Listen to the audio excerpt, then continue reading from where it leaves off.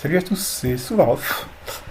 Alors, j'ai eu une question en fait dans les commentaires d'une vidéo qui était de savoir comment on dirigeait des troupes multiples, donc plusieurs marches en même temps.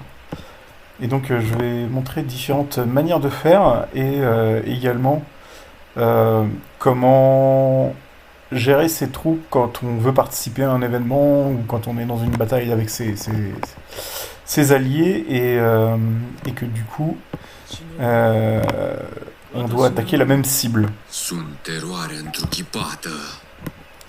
Oui, machin dit pas, je sais pas ce qu'il dit. Alors, donc, de manière générale, quand vous avez plusieurs troupes, donc là j'ai trois troupes de cavaliers et une troupe de prêtres, vous avez plusieurs moyens de faire les choses, et notamment pour attaquer hein, et vous déplacer. Pour se déplacer, il faut savoir que si vous voulez déplacer tout, vous allez perdre l'usage des prêtres. Alors pas définitivement, bien entendu, hein, c'est juste le temps qu'ils arrivent à destination et que vous remettiez l'ordre de soins. Mais si je souhaite sélectionner tout le monde, donc j'ai deux choix hein, pour sélectionner tout le monde. Soit je peux double-cliquer ici sur l'écran. En double-cliquant directement sur la troupe, ce qui va se passer, c'est que je vais uniquement sélectionner les troupes qui sont là à proximité. Ensuite, j'ai une autre manière, c'est de double-cliquer sur la barre de droite. Et là, ça sélectionnerait absolument toutes les troupes, même celles qui seraient extrêmement loin. Et après, dans un cas comme dans l'autre, on peut ensuite bouger par un fameux click and drag.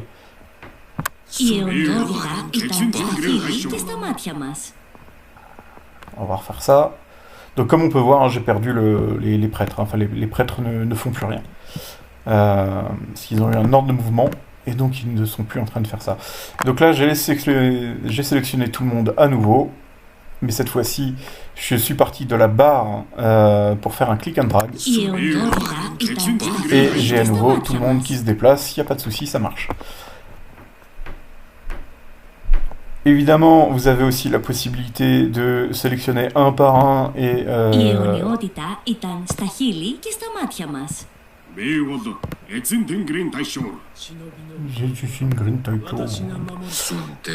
Et donc on peut faire ça comme ça. C'est pas très efficient. Vous pouvez faire ça en passant par la barre du haut. C'est pas non plus super efficient pour une raison simple.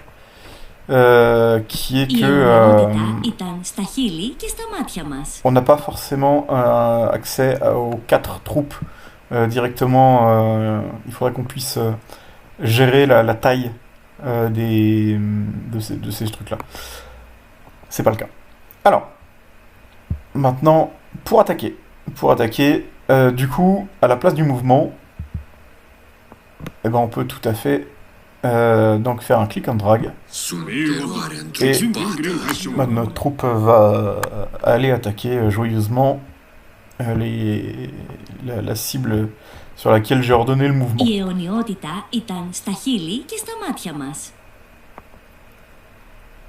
Évidemment, ça marche aussi dans l'autre sens, c'est-à-dire que si je sélectionne tout le monde, je fais un click and drag sur lui, ils vont attaquer. Alors, comme c'est un mouvement d'attaque, pour le coup, les prêtres ne sont pas déconnectés de leur mission. Ils restent sur leur mission de soin, pour le coup. Donc voilà. Donc ça, c'est la deuxième méthode d'attaque groupée. Et la troisième que j'ai tendance à privilégier systématiquement, en fait. Donc je sélectionne mon barbare ou ma cible, attaque. En bas, vous avez le multi-select. Vous cliquez. Éventuellement, pensez à décocher si vous avez une troupe qui est dans une garnison. Une troupe qui est dans une garnison, si jamais vous cliquez, elle va sortir de la garnison pour aller attaquer. Du coup, si vous voulez que vos troupes restent en garnison, il faut les décocher. Sinon, elles vont venir. Une troupe qui est dans un ralliement, elle est bloquée dans le ralliement, elle ne viendra pas. Sunt Et teroare donc là, întrechipată. voilà. Donc ce sont les différentes manières d'effectuer des attaques groupées. Après, lors d'événements, lorsque vous êtes en bataille rangée aussi avec vos alliés, il y a plusieurs moments où il peut être intéressant, d'attaquer à plusieurs la même cible. Et donc, on va voir là, par exemple, ces deux-là sont relativement proches, donc c'est très bien. On va se rapprocher. Donc moi, ce que je vous suggère dans ce genre de cas, c'est que effectivement, vous commencez à vous rapprocher de la cible par un mouvement comme ça. Et lorsque vos alliés se sont rapprochés également, vous pouvez ensuite sélectionner votre cible. Alors évidemment là, bon, ma cible, on ne peut pas la sélectionner parce qu'on est beaucoup trop près.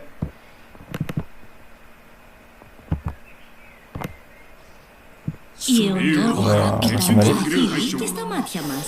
Et on va voir en même temps comment est-ce que vous rejoignez un combat qui a été déclenché par quelqu'un d'autre. Donc, on va attaquer juste avec une troupe, pour le moment. Et on va voir que ça va me montrer un badge de la troupe qui combat. Et on va voir que lorsque je vais déclencher des compétences, il va y avoir un cadre, voilà, un cadre blanc qui va clignoter. Ça veut dire que la troupe, elle est sélectionnée par moi, ou par un allié, en gros, pour être la cible principale d'une attaque, d'accord ? Et donc, regardez bien, parce que, en fait, quand il y a plusieurs troupes qui vont être engagées dans une bataille,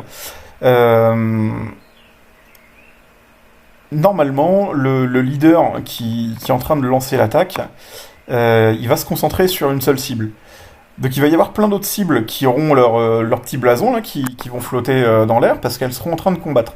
Elles seront actives et donc vous allez avoir les différentes têtes là des différentes troupes engagées qui vont flotter. Mais une seule va avoir les petits carrés blancs lorsqu'elle est confrontée à des utilisations de compétences. Et donc c'est celle-là que vous voulez attaquer. Et sinon, de manière générale, lorsqu'on fait des gardiens, par exemple, il suffit de voir, voilà. Et dans ce cas-là, quand on a ça qui apparaît, il suffit de cliquer dessus, et on a tout de suite un panneau d'attaque. Et on peut attaquer la même cible que le leader.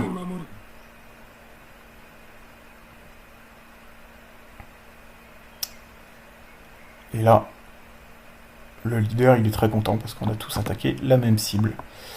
Et notamment, c'est comme ça qu'il faut faire dans les Stonehenge, par exemple. Ou dans les... Je ne sais pas si vous êtes allé faire du barbare dans les zones de barbares. Ce que j'appelle une zone de barbare, pour ceux qui ne connaissent pas, c'est ici, entre la zone 4, donc la zone sainte, la Terre Sainte, et Yggdrasil, au nord, vous avez la zone barbare à la frontière. Regardez-moi ça. On les voit là. On les voit. Encore, ils sont pas super nombreux. Il y a des fois, ils sont beaucoup plus nombreux. Donc voilà, ça c'est la zone barbare. Hein. Là, vous avez de quoi faire. Mais du coup, quand vous en avez 15 au même endroit, laquelle on attaque et pour éviter que tout le monde attaque une cible différente, c'est vite vu. Hein. On attaque. Il y a un leader. C'est lui qui commence toutes les batailles. Et dès qu'il entame un combat, on clique sur le symbole du barbare qu'il vient d'engager. Et on clique attaque. Il n'y a pas besoin de s'embêter à essayer de savoir lequel il a attaqué et d'envoyer les troupes et puis de se croûter parce qu'en fait on l'a envoyé sur le mauvais. Non, vous cliquez sur la troupe qui est engagée, sur son avatar là, flottant, comme on a vu, et ça se passera bien. Maintenant, une dernière petite chose au niveau barbare. Ce que vous pouvez faire, pas que niveau barbare d'ailleurs, hein, mais lorsque vous voulez forcer, il est important d'avoir la bonne troupe qui frappe en premier. La troupe qui frappe en premier, c'est celle qui va être focus par l'ennemi. Une troupe qui est focus, qu'est-ce qui se passe? En gros, pendant les 3 premières secondes du combat, elle attaque, l'ennemi contre-attaque. Donc s'il y a des bonus de contre-attaque, ils s'appliquent, hein, évidemment. Et à partir de la 4e seconde, elle attaque, l'ennemi contre-attaque, puis l'ennemi attaque et vous contre-attaquez. C'est pour ça que quand vous commencez un combat, vous voyez que au bout de quelques secondes, donc à la 4e seconde en fait, les dégâts sont doublés en fait. Et lorsque d'autres troupes rejoignent, en fait, elles infligent pas autant de dégâts.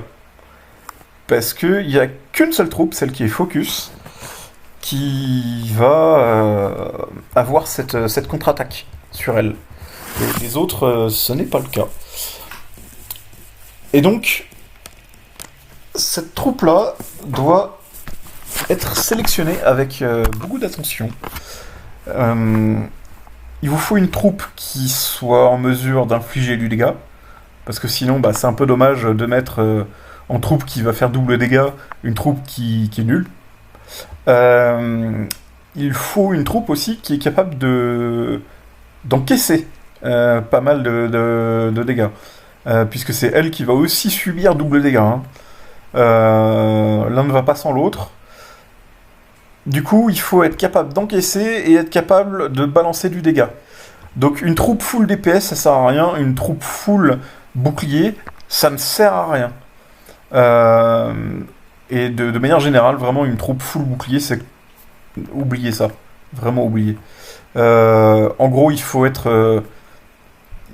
Il faut toujours avoir un héros qui va mettre du DPS à fond, et un héros qui va essayer de booster un peu les stats de défense, de points de vie, et peut-être mettre d'autres petites choses à côté. Par exemple, des debuffs pour les cavaliers, les debuffs de défense qu'ils font, etc. Donc voilà un peu. Et donc, par exemple, moi, l'une de mes bonnes troupes, on va dire, c'est celle-là, avec Timur. Timur est extrêmement fort. S'il a un debuff, donc il va pouvoir débuffer l'attaque et débuffer la défense. Alors lui, il a tout, hein. Il est absolument atroce, Timur. Et donc, pour être sûr que ma troupe attaque en premier, ce que je peux faire, c'est... Je la mets un peu devant par rapport au reste. Je sélectionne ma cible. Je fais attaque, multi, tout le monde y va. Et là, c'est moche parce qu'en fait, du coup, je n'ai pas d'énergie. Et donc, du coup, le seul qui n'a pas attaqué, c'est le mec que je voulais qu'il attaque en premier. Bon, comment dire? C'était pas un succès, alors on va recommencer. Hein.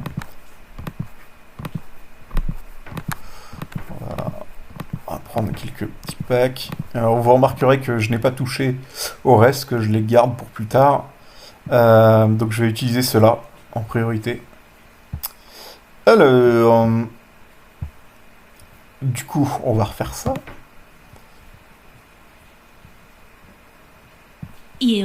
Alors, où est-ce que j'ai un petit barbare à aller dézinguer?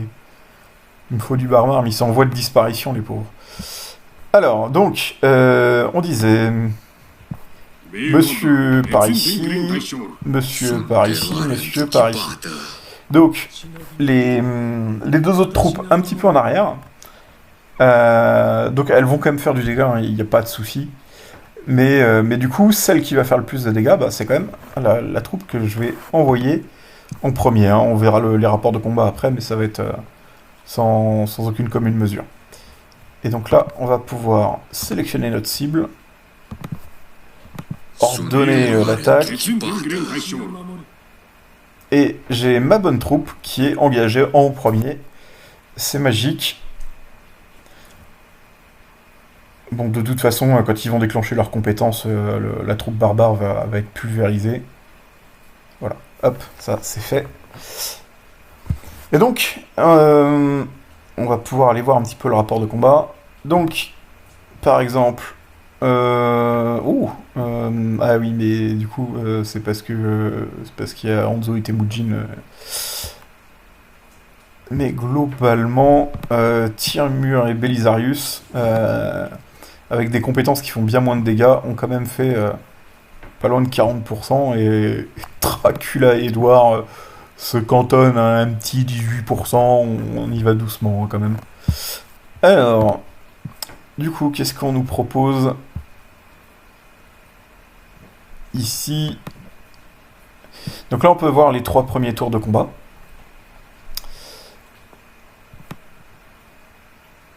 Et le 4e tour, du coup, on voit bien qu'il y a les dégâts qui sont doublés. Hein.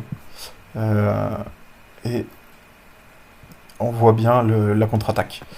Donc Timur lance une attaque, les barbares contre-attaquent, les barbares attaquent, Timur contre-attaque. Et du coup, ça fait ça jusqu'à la fin du combat. Et après, en fait, ce qui fait qu'on fait pas autant de dégâts que les autres, c'est que donc Timur a fait 8000 dégâts avec son attaque principale. Donc il a débuffé la défense au passage. Là on peut voir le debuff absolument horrible imposé par notre ami Timur. Et là nous avons Belisarius qui démolit 13 000 unités quasiment. Et du coup on va regarder ce combat là avec par exemple Hanzo et Temujin. Et on va pouvoir voir que... Merde, c'est pas ça que je veux, excusez-moi.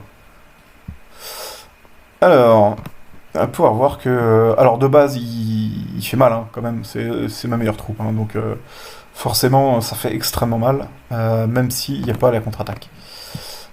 Et on peut voir qu'il n'y a vraiment pas la contre-attaque, à aucun moment, hein, on peut ouvrir le tour 6, Hanzo attaque, les barbares contre-attaque. Ok.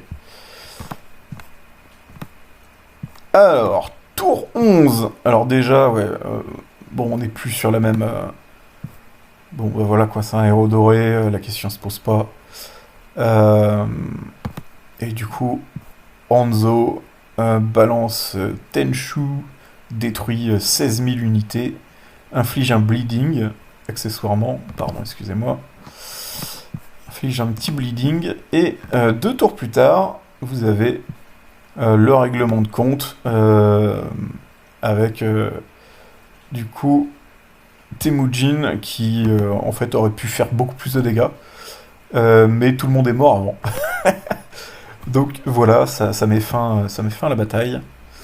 Et du coup, en fait, même si notre ami ici, au tour par tour, pardon, je ne sais plus ce que je veux, même si notre ami au tour par tour, il inflige quand même 700 pertes de plus, hein, entre 600 et 700 pertes de plus par seconde. Donc c'est quand même pas mal, hein. C'est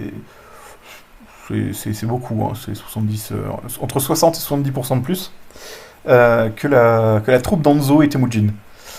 Et en fait, les autres gagnent au niveau du pourcentage de dégâts par simplement les attaques finales, hein, qui sont démoniaques, alors que cette troupe-là inflige moins de dégâts quand même, hein.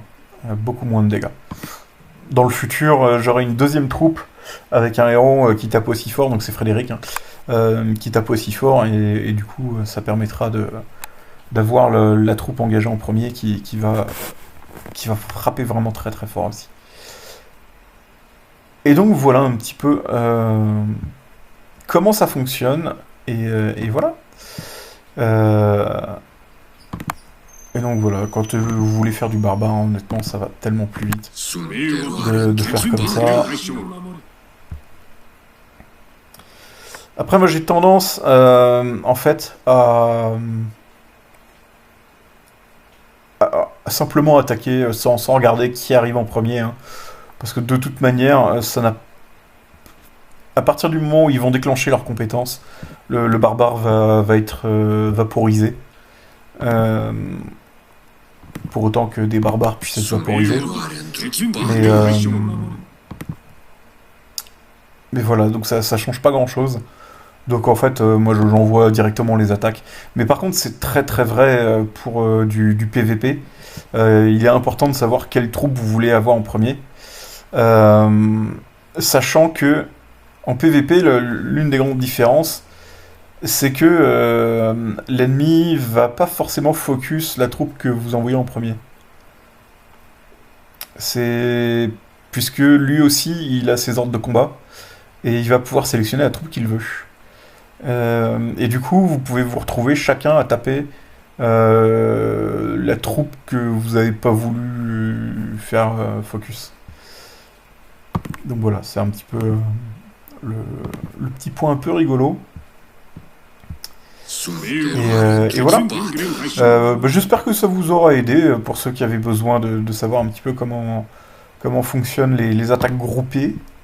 Et puis voilà, restez groupir hein, et amusez-vous bien. Salut, salut!